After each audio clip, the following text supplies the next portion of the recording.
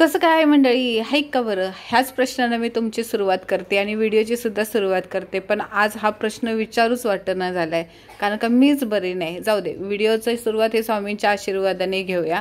आज दिवस कसा जातोय माझा मलाच माहित नाही. मूड खूप खराब आहे, डोळे रडून रडून लाल झालेले आहेत, तरी पण दक्ष समोर स्वतःला खुश ठेवते. सगळं घरातलं काम पडलेलं नाही, सकाळपासून घर आवरते कारण का पुढचे 2-3 दिवस मी घरात नसणार आहे. का नसणार आहे? कारण थोडक्यात तुम्हाला सांगते, बाईचं आयुष्य आहे ना खरंच खूप खराब आहे. आतापर्यंत मी तुम्हाला हसवत आले, पण मी पण कधीतरी नाराज होते हो, मला पण कधीतरी रडायला येतं. प्रत्येक वेळेला नाही मी स्वतःला पॉझिटिव्ह ठेवू शकत. हां, मी प्रत्येक वेळेला तुम्हाला बोलते पॉझिटिव्ह राहा, आनंदी राहा, आयुष्याचा आनंद घ्या, पण आयुष्यात आपल्या चढ उतार येतात, सामोरं जावं लागतं. पण एक वेळ अशी येते की आपण स्वतःला नाही सांभाळू शकत आणि तोच आजचा दिवस आहे. आज खूप रडले, म्हणजे गेल्या आठवड्याभर टेन्शनमध्येच आहोत आणि कालपासून रडते. मी 2-3 दिवस घरात नसणार आहे. माझ्या बाळाचं काय होईल, कारभारी काय जेवतील, हे दोघं कसे जेवतील, घरातलं कसं काम होईल, हेच मला टेन्शन होतं. त्याचीच आवरावर चाललेली. हो, माझं आज ऑपरेशन आहे. चक्क माझं ऑपरेशन संध्याकाळी 5-6 वाजता मला ॲडमिट व्हायचं आहे आणि मी दुपारी 1 वाजत आले तरी पण माझं काम संपलेलं नव्हतं. हां, मी 2-3 दिवस घरात नसणार, त्यामुळं मी ज्वारीचं दळण, गव्हाचं दळण एक्स्ट्राच करून ठेवलं. घरात सगळं राशन भरून ठेवलं कारण का म्हटलं कारभाऱ्यांना जमतंय का नाही, आणि मी ऑपरेशन होऊन आल्यानंतर मला सुद्धा काम जमतंय का नाही, टाके किती दिवस ठेवायला लागणार, त्याचाच विचार डोक्यात होता. म्हणून सगळे घरातलं छोटं मोठं काम आवरून ठेवलेलं. उद्या संध्याकाळी नाही, आज शाळेतून घरी येशील तर मी घरी नसणार. मी आता हॉस्पिटलमध्ये कुठं बसणार नाही.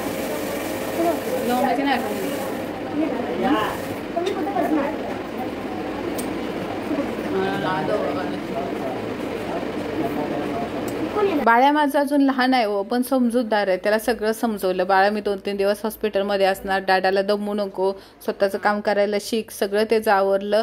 मी आता काय ॲडमिट होणार आहे ते पण सांगते तुम्हाला, कारण का मागच्या ही गोष्ट मी ॲक्च्युली कुणालाच माहीत नाही. माझ्या फक्त घरातल्या माणसांना वगैरे थोडक्यातच माणसांना माहीत होती, थोड्या माणसांना नंतर माहीत पडलेली होती. पण आता मी एक सांगते, 2021मध्ये माझं एक मोठं ऑपरेशन झालेलं.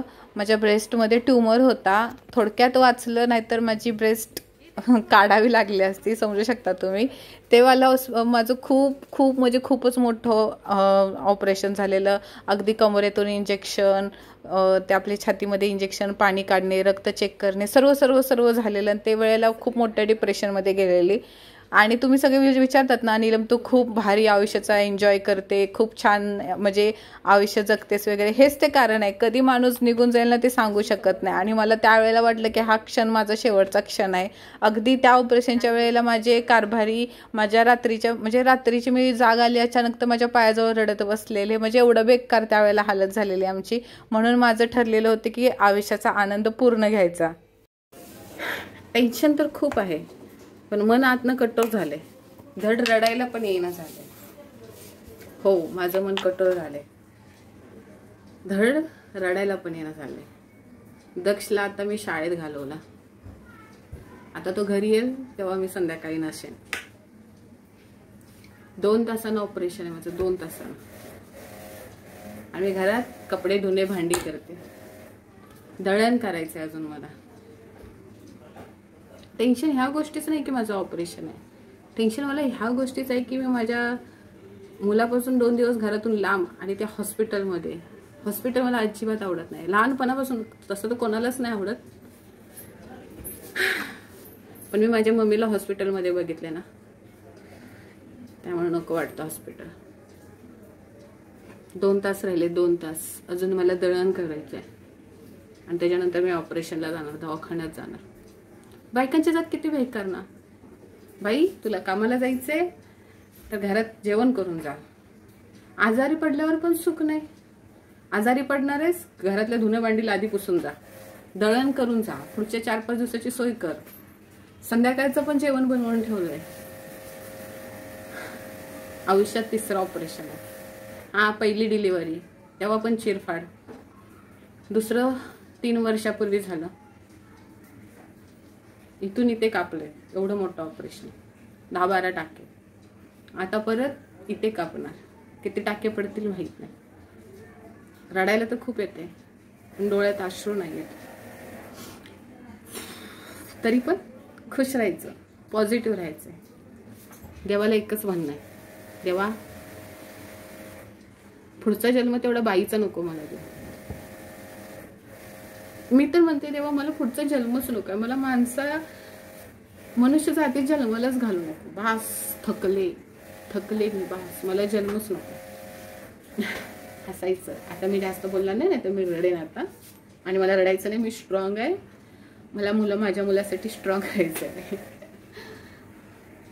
पॉझिटिव्ह. चला पटापट दळण बिळण. स्वतःशीच बोलून स्वतःला समजूत घातली, हा मी स्ट्रॉंग आहे. आणि हो, मी स्ट्रॉंग आहे आणि अजूनही मी पॉझिटिव्ह आहे. आयुष्याचा आनंद आहे ना शेवटच्या क्षणापर्यंत घ्यायचा, हे मी ठरवलेच आहे. हां, थोडंसं टेन्शन आलेलं, ऑपरेशन होणार, त्रास होतो, सगळं काय होतं, पण सगळं काय सहन करायचं होतं. हां, मला एवढं गोष्ट आहे की देवा प्लीज मला पुढचा जन्म तेवढा बाईचा नको देव. खूप त्रास असतो बाई जन्मामध्ये, खरंच असतो. आणि त्यात गरीब माणसाला तर जास्तच असतो रे, त्यामुळे नकोच वाटतं सगळ्या गोष्टी. मला कसं घरात होईल सगळ्यात जास्त त्याचं टेन्शन होतं. सगळी कामं आवरली, कपडे धुणे भांडी सगळं आवडलं, दळण बिळण आवडलं, 2 टायमाचं जेवण करून ठेवलं, सगळं काय झालेलं होतं. जिथं माझं पहिलं ऑपरेशन झालेलं होतं ब्रेस्टमध्ये, त्याच्याच खाली परत दुसरं, म्हणजे पहिली गाठ उठून 2-3 वर्ष झाल्यानंतर मला दुसरी गाठ उठली. देवाच्या कृपेने हे होतं की पहिली गाठमध्ये नॉर्मल त्रास होता, आणि म्हणजे थोडंसं बोलतात ना नॉर्मल, एवढं कॅन्सर पण नव्हता हो, पण थोडंफार होतं तसं त्या प्रमाणात. त्यामुळे ती जरा मोठी सर्जरी होती, केस गळती, स्किन वगैरे सगळं काय खराब. आणि आत्ता नॉर्मलच गाठ आहे, पण ती पुढे म्हणजे धोका होऊ शकतो, काय त्रास होऊ नये म्हणून काढून घ्यायची होती लवकर. हां, फक्त प्रोसिजर वगैरे त्याला जरा त्रास झाला, आठवडा झाला दवाखाना चालू आहे, त्यामुळे आहे जरा टेन्शन. कारभाऱ्यांची पण खूप धावपळ होते माझ्यामुळं. त्यांना दवाखान्यात जाणं येणं, मला घेऊन जाणं, कामावर येणं, कामावरचं टेन्शन, घरातलं टेन्शन, पोरांचं टेन्शन, सगळं काही टेन्शन आहे. आणि आपल्याला सुद्धा टेन्शन आहे, दगदग होते हो. दवाखाना मागं लागला ना दगदग. मला तर वाटतं की बायकांच्यापेक्षा माणसांना जास्त दगदग होते. मी ॲडमिट राहील, पण ते कसे ते हँडल करतील मला काही जमणं झाले. मग आता सगळं दुपारचे 3 वाजले तरी काम चालूच होतं, संपत नव्हतं. डोक्यात विचार चालू होते, समोरचा माणूस माझ्याजवळ समोर काय येऊन बोलतो मला तेच कळत नव्हतं. लक्ष माझं कुठे होतं माझं मला समजत नव्हतं. मी म्हणत होते की मी खूप स्ट्रॉंग आहे, पण रात्रभर खूप रडून झालेलं होतं. तुम्हाला माझ्या डोळ्यावरूनच कळत असेल, माझे डोळे अक्षरशः खूपच सुजलेले होते रडून.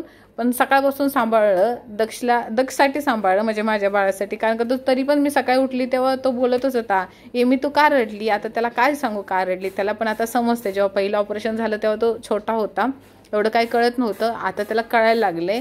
मग त्याला म्हटलं काय नाही रे बाळा, असं हॉस्पिटलमध्ये जायचं आहे, समजावून सांगितलं त्याला. आता मला वाटते 2 दिवस तरी हॉस्पिटलमध्ये राहावंच लागणार, म्हणून सगळं घरातून नेलं. कपडे तर त्या लोकांचीच असणार, ब्रश वगैरे. आंघोळ तर मला वाटते करायलाच नाही भेटणार, कारण का मागच्या वेळेला पण मला 15-20 दिवस आंघोळ नव्हती चक्क, आणि आत्तासुद्धा नसणार आहे. पण तरी पण टॉवेल वगैरे, साबण सगळं डोक्यावर बोलतात ना, एवढा मोठा दगड ठेवून मी स्वतःची तयारी केली. म्हणजे चाललंय काय, स्वतःची तयारी ॲडमिट व्हायची मी स्वतःच केले. लय बेकार हालत झालेली होती. जेवणसुद्धा मला जात नव्हतं, तरीसुद्धा जेवली. कारण का नंतर 5-6 तास अगोदर खायचं नसतं, त्याच्यानंतर 5-6 तास खायचं नाही. काय चाललंय काय कळण झालं. बोलतात ना आयुष्य चांगलं सुरळीत चाललं असताना कोणाची तरी एवढी बेकार नजर लागते ना. आणि मला असं कधी वाटतं मला कोणाची नजर नाही लागत, माझ्यावर कोणतरी जादूटोनाच करते, असंच मला वाटतं. कारभारी आज लवकर आले, ते पण भिजतच आलेले होते. चला, हे तरी मी शॉर्टमध्ये व्हिडिओ टाकला की माझं काय होणार आहे, कसं होणार आहे. त्यांना पण जेवण नाही गेलं, कसं तरी जेवले. मला आता तुम्हाला सांगू पण वाटत नाही, आणि काय सांगू, मला खरं म्हणजे असल्या गोष्टी शक्यतो सांगायला नाहीच आवडत. पण गेले कित्येक दिवस माझ्या व्हिडिओमध्ये गॅप पडत होता, आणि मी ठाण्याचे गावावरून आल्यापासूनचे व्हिडिओज टाकत नव्हती. हेच ते कारण होतं की मी व्हिडिओ का नव्हते टाकत जाईन. आता हे तर प्रोसेस खूप मोठी झाली. मी फक्त तुम्हाला 4-5 मिनिटाचाच व्हिडिओ टाकलं की माझ्या आयुष्यात काय उलथापालथ झाली, त्याचाच शॉर्टमध्ये व्हिडिओ टाकला आहे. खरं तर मला ही इमोशनल बाजू माझी दाखवायचीच नव्हती, कारण मी कधी पण हसणारे व्हिडिओ तुमच्यासाठी टाकते, तुम्हाला हसवण्याचा प्रयत्न करते. पण शेवटी तुम्ही पण माझी एक फॅमिली आहे, म्हणून मी शॉर्टकटमध्ये हा छोटासा व्हिडिओ बनवलेला आहे. आता मला लगेच निघायचं हॉस्पिटलमध्ये ॲडमिट व्हायसाठी. 2-3 तासांना ऑपरेशन आहे, म्हणून थोडीशी कारभाऱ्यांना हसवायचा प्रयत्न करत होती. कारण का मी जर रडले तर माझ्यासमोर हे लोक पण रडतील, मला नक्कीच गॅरंटी होती. असं वाटत होतं ह्या क्षणाला माझी मम्मी असते ना, मम्मीच्या खुशीमध्ये ना बसून आहे ना खूप रडली असती. पण पण काहीही होऊ दे, पण माझा देवावरचा विश्वास कधीच कमी होणार नाही, कधी म्हणजे कधीच कमी नाही होणार. सगळी तयारी केलेली मी 2 दिवसाची. आता बघू. श्री स्वामी समर्थ.